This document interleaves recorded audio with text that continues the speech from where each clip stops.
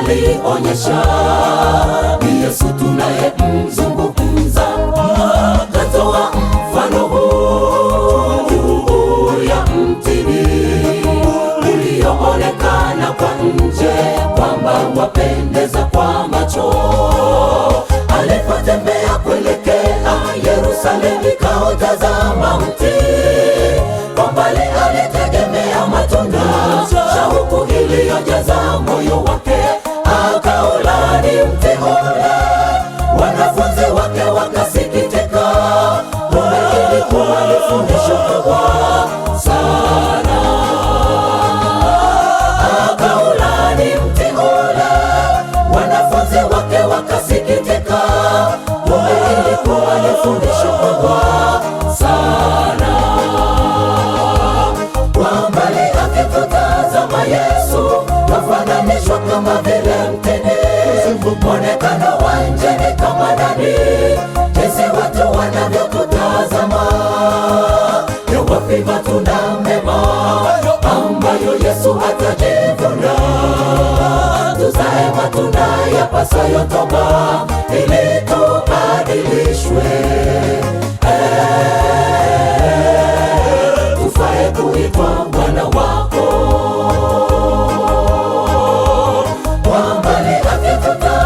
Yesu wafananishwa kama vile mtini, mwonekano wa nje ni kama ndani, jinsi watu wanavyokutazama. Ni wapi matunda mema ambayo Yesu atajivuna? Tuzae matunda yapasayo toba ili tubadilishwe, tufae kuitwa wana wako.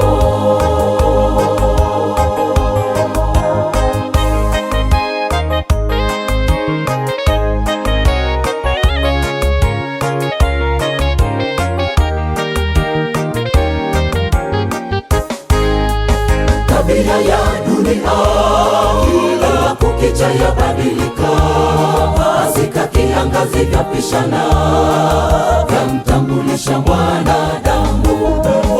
Upepo uvumapo juu ya nchi, ndipo mwanadamu atambua kwamba majira ya kiangazi. Mawingu yatandapo angani, tambua mvua karibu kunyesha. Hayo yote ni majira yatambulishayo, ni lazima tupitie yote. Hukumu iko kati yako na yangu, kwamba wafaa au hautafaa. Chagua kuwa ni baraka sana. Hukumu iko kati yako na yangu, kwamba wafaa au hautafaa. Chagua kuwa ni baraka sana. Kwa mbali akitutazama Yesu twafananishwa kama vile mtini, mwonekano wa nje ni kama ndani, jinsi watu wanavyokutazama. Ni wapi matunda mema ambayo Yesu atajivuna? Tuzae matunda yapasayo toba ili tubadilishwe, tufae kuitwa wana wako. Kwa mbali akitutazama Yesu twafananishwa kama vile mtini, mwonekano wa nje ni kama ndani, jinsi watu wanavyokutazama. Ni wapi matunda mema ambayo Yesu atajivuna? Tuzae matunda yapasayo toba ili tubadilishwe, tufae kuitwa wana wako.